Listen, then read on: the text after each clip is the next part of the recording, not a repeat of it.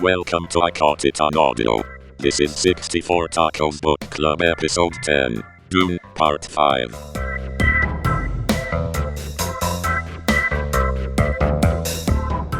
Hello and welcome to I Caught It on Audio. Today we're going to be doing our 64 Tacos Book Club podcast. This is the fifth episode in which we're going to be talking about the Frank Herbert sci-fi classic Dune. We are going to be covering the first half of Book 3, and Dan is going to start us off with a brief summary of this section. So this is the beginning of the Book 3, as Dave said, called, I think, The Prophet. The first scene is the Baron furious because Fade Rautha has attempted to assassinate him, but fortunately for him, Thufir Hawat warned him that it was going to happen or he might be dead. And then the Baron kills a bunch of people to teach his nephew a lesson. Then we cut to the Baron and Thufir Hawat again, and they're making plans for the future. And unsurprisingly, the Baron once again doesn't trust his Mentat, just like he didn't trust Piter de Vries. Then we cut to Paul. He is preparing for the ritual of riding a sandworm, which will make him a full Fremen in the eyes of the Fremen. We also get to meet his sister, who got messed up by being in the womb when the sort of a mental connection, the mind meld thing was made. She's a weirdo and makes everyone uncomfortable. Cut back to Paul. He's actually riding the sandworm, and then they come across some people in the desert that aren't supposed to be there. Turns out that is Gurney Halleck and a bunch of smugglers who were lured out there by Paul. They are ambushed and defeated by Paul, Stilgar, and the other Fremen. We discover that some of the new guys in Gurney Halleck's band are Sardaukar, however that's pronounced, plants. Sardaukar. So they're the Emperor's dudes. They make an attempt on his life, and it fails. The Fremen are all hoping, especially the young men, that Paul will kill Stilgar to take control. Paul finds a way to keep Stilgar and yet also take control. Gurney is still convinced that Jessica is the betrayer of Duke Leto, so he puts a knife in her back and tries to convince Paul that she should die. Paul is not convinced by this because he knows that is not what happened, and then he convinces Gurney. And then Paul is thinking that his prescience of the future is not working super well, so he might have to up the ante. The whole time he is making a real effort to try to figure out a way to move forward without unleashing the bloody jihad upon the galaxies. And that's where we end. Matt, why don't you start us off with the question? How did people feel about the description of riding the sandworm? Because I found that really interesting. I agree. Thought it was really cool. There's a lot of detail on where hooks would go to make it roll different ways, and an unnecessary amount of detail on it, but it made it interesting. Yeah, it was definitely very thorough, though it did take me a minute to realize that everybody got on the worm. That took me a minute too. At first I thought it was just one person, but it's it's like the bus. Yeah. Yeah, every time I had sort of a question about, what all the actual workings of riding the worm and getting on, getting off and everything, it was right after when Frank Herbert went into more detail about how it worked. So yeah, it worked out perfectly. I was like, oh, that's a good question for the podcast. And then I got to it and I was like, well, it was answered. So I don't have to ask that anymore. So does anybody else think it's strange that they're always so surprised when people use rockets or artillery? It's a big deal is made out of it. They dared to use rockets. I understand we're, 10,000 years in the future and we've got shields and laser guns. It just seems strange that it would be just such a foreign thing, such an absurd thing to use rockets. Well, it's probably as reasonable to use rockets as somebody bringing a musket to the fight. It's really outdated tech from my understanding. Right, but their primary way of using of hand-to-hand combat is to use a knife. It's not like it's more primitive than that. I mean, it doesn't get more primitive than using a sharp, pointy thing to stab somebody. You might be right, Matt, about the outdated thing, but I didn't read it that way. I thought I thought of two possible reasons. One is the danger of bringing a sandworm by making concussive sounds. Two is whether people who are not the Fremen would doubt that Fremen would even have that, or if they had it, would bother to use it because it's not their traditional way. I don't know if that's true, but those are two thoughts that came to mind for me. The Baron used artillery, and that was a big surprise thing, too. Yeah. what's his name, who took over Arrakis. The Beast Raban. He wanted that artillery to stay for some reason, and the Baron's like, nope, I'm taking that back. Yeah, well, because he needed the metal. Oh. Do you think that might be because it's too overt? Like what they're trying to do is not be obvious, and that and they're fighting, like it all has to be sort of secretive, and you have to be able to paper over it, and those are just too obvious. There could be some of that going on. I don't know. It is. It is. That's a really interesting thing to bring up, because when I was reading it, I wouldn't say surprised or anything, but it is always just kind of like what you're saying, Dave, that, that most of the Fremen actions and most of the things that are going on this planet seem very primitive on the surface, and then all of a sudden they bring in this, which like you said, Matt, is not really high tech. It's not the highest tech that they have anymore. It seems like it's so radically different from just the primitive based hand-to-hand knife wielding type of combat that most of what we're getting is that.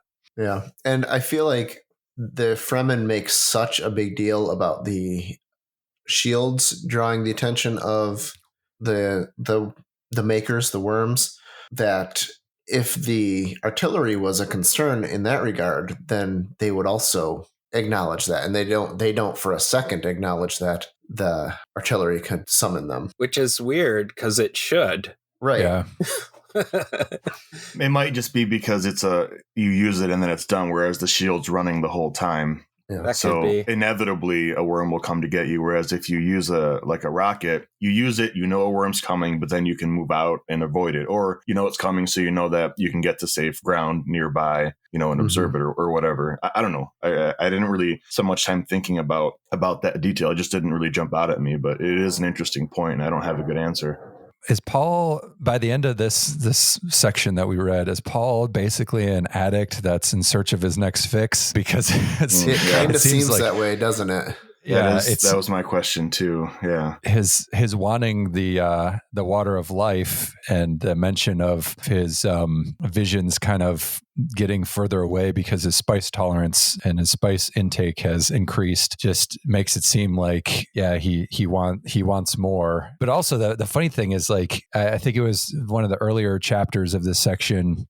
He's very confused. He doesn't really know what's real, what's dream, what's future, what's now, what's past. Mm-hmm. He's just kind of all over the place. And then by the end of this section, he seems much more stable and with it, but he's very much like wanting the visions to come back. He wants to be able to know what's happening. But in my mind, it seemed like he was in a worse place earlier on when all the spice was really affecting him, to when it actually kind of stabilized and he wasn't having as many visions. Well, it feels like at the beginning of this section, there was a lot of uncertainty about his future, especially in regards to his relationship with Stilgar. And that is all resolved by the end of this section. By the time we get to the end of this section, he is, in fact, the leader of the Fremen. He is taking back his title of Duke, and therefore the rightful leader of Atreides and all that. But in contrast, he doesn't have his visions anymore. Like, it feels like he's worried that if he doesn't continue to have that, then his authority will go along with it. Yeah, I didn't get the impression that he was worried about his loss of authority, but that he's just obsessed with this idea of preventing mass death. And as he's more and more used to the spice in his diet, it requires more, which is where the addiction thing, I think, comes in quite nicely there, Zach. So I don't know that he was worried about protecting himself in order to protect himself specifically, but rather because maybe he's trying to protect himself because he thinks the only way to save, all these lives is if he's in charge and he can control it. That makes you wonder if all his future visions might not just be hallucinations. You know, I don't know. We have some evidence that he's right about things, but this is all. I don't think this is the case. It would be an interesting thing if this was all just a drug-induced delusion from a rich kid who's been told he's special his whole life. Yeah. Because they made a point of it with the Gurney trying to dab Jessica about how he didn't see that, then decides that he's got to go and kill the maker worm, which they apparently have one isolated in water. which I thought was a really cool detail, that water is sort of like their kryptonite almost, the worms. Right. And so they can... It's poison to them. Yeah, they can capture them and kind of keep them isolated if they just keep them in water. And then when they drown them, then it gives them the water of life, some sort of secretion on their death. But do you think that him drinking the water of life is going to do the thing that he wants to do? Is it going to completely open him up? Is it going to kill him? I mean, we know it's not going to kill him, but what are you guys' thoughts on when he actually drinks that in the next section? Oh, I think he's going to go Super Saiyan when he drinks it. It's going to completely unleash all his potential, and it may be to his detriment also. We'll see. Yeah, for at least a period of time, he will have complete control over all of the Bene Gesserit powers. He'll be the ultimate being. What do you guys think is going to be the role of Paul's sister, Aaliyah? Is she going to become sort of like a soothsayer, or is she going to be like a sacrifice or something? Because we can tell that she is not loved by the Fremen. They're all weirded out by her. So what do you think the possibilities are for Aaliyah? I think she'll be like a soothsayer, advisor, scribe for Paul. I kind of feel like they're not going to permit her to be in the group. I'm not sure how that exactly will play out, but I think she may get exiled or... Okay. Yeah, they definitely have some trepidation about her weird adult childness because of her experience. Well, she's barely 2 years old, but she's basically like the equivalent of, I'm thinking, a 10-year-old, maybe. Yeah.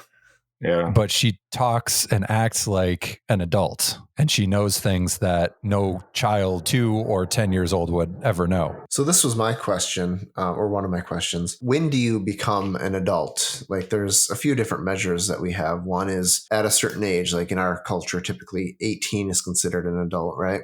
There's when your body is fully grown is typically a measure of when you become an adult, like when you can start doing all the things, physically can do all the things that an adult can do. But here we've got a scenario where you have an individual whose consciousness has been around presumably for hundreds of years, and their body is only 2 years old. So would you consider them an adult because of their awareness and ability to think and draw conclusions and have memories and experiences to relate things to? I don't know. What are you guys' thoughts on that? I think the mind is definitely a very large component of it, because I know people that are full grown, like 40-year-olds that do not act anything close to an adult. I'm not talking about any of you guys, mind you. Mm-hmm. I was just about to say, we're all right here, Zach. Yeah. I like Zach's implication that he knows people. Yes. Other people. Yeah. So I think that the mind definitely has a huge part of it. But in this case, it's a really weird situation with Aaliyah, that she has like memories and training and stuff of reverend mothers of old. Right. So is it her adulthood or is it someone else's, you know? Yeah. Like they specifically say she doesn't identify with the other children. Like they don't understand her and she doesn't understand them because she already has all those experiences from childhood, from several childhoods, presumably. She doesn't need to have all these things happen again for the first time, but her body is such that she's tiny and barely capable of doing any things that a typical adult would be able to do. It'd be really weird if a 2-year-old's talking to you like an adult. Yeah. Thousands of words. Thousands Dave. of words. Yeah. Thousands. I was just thinking. Did you guys like the narrator's voice for Aaliyah? I'm glad that they didn't have an actress, because that would have been weird too. The whole back and forth between narrator voices and actor voices is a strange thing about this.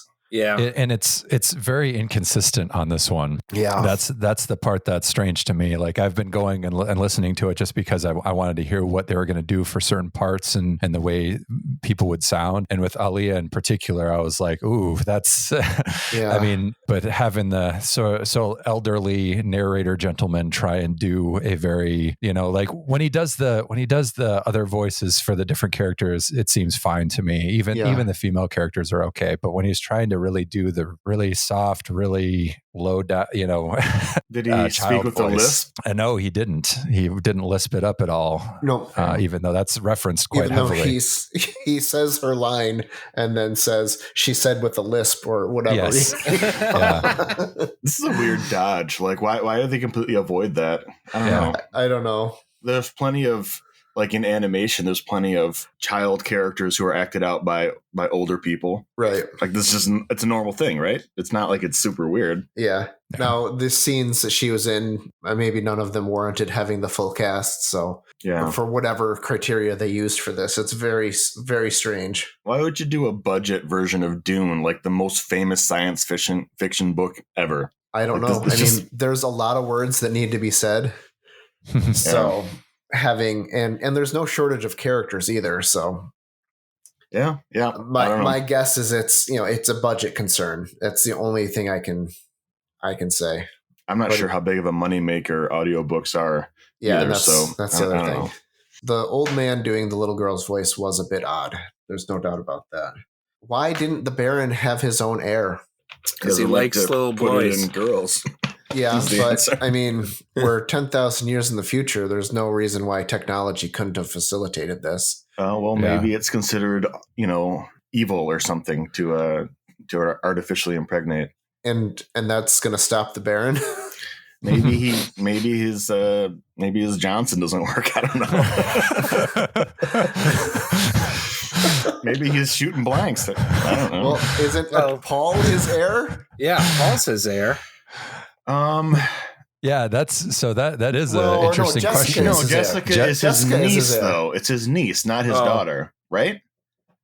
Maybe I misread that. I thought they said I think that, she's his daughter. She's his daughter. right, which makes Paul his grandson. Yeah. Oh, yeah. Yeah, I'm pretty sure that was yeah. I think the answer is easy. The Bene Gesserit have orchestrated things so that he had a daughter.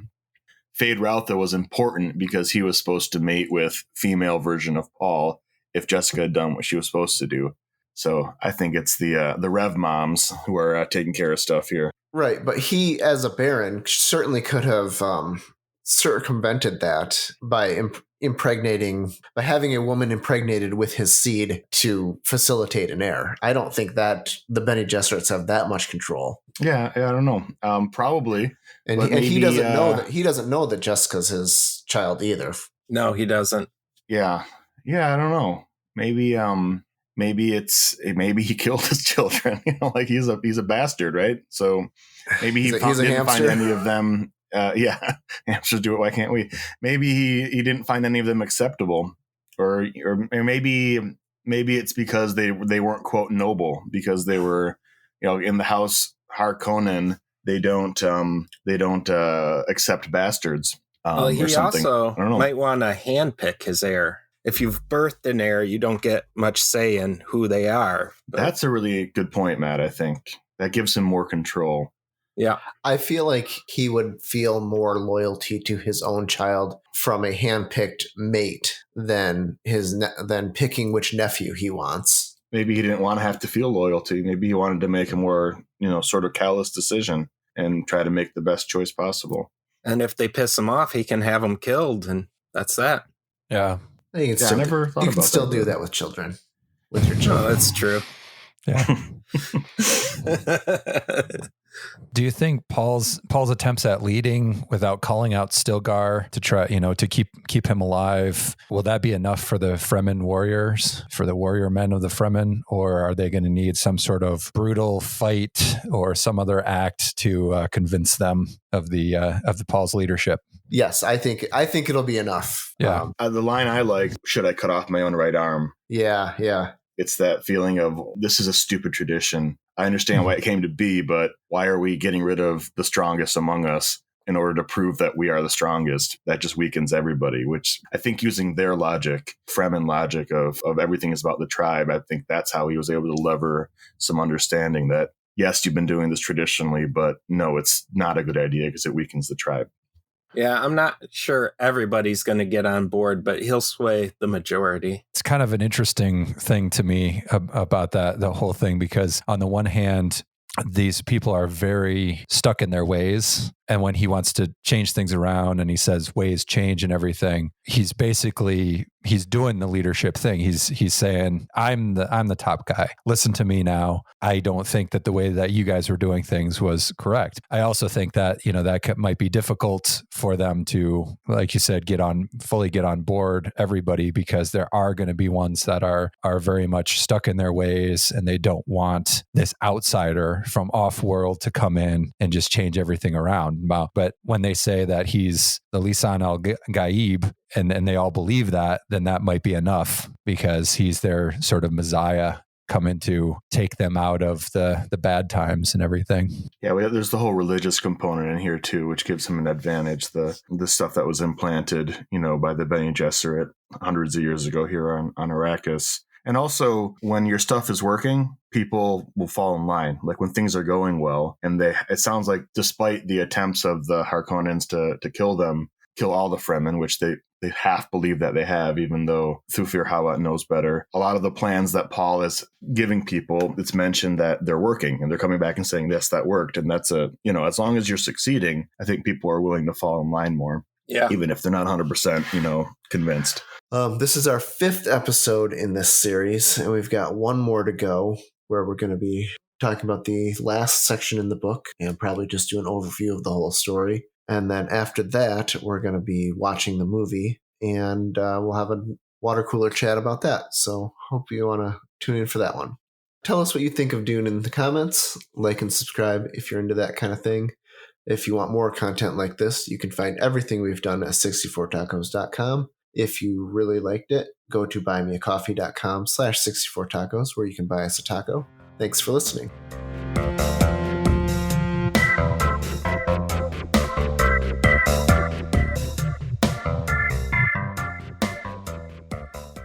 I caught it on audio.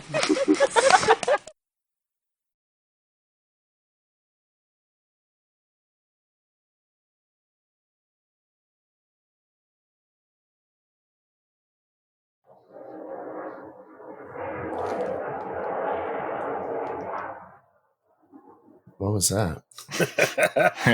Plane just went overhead.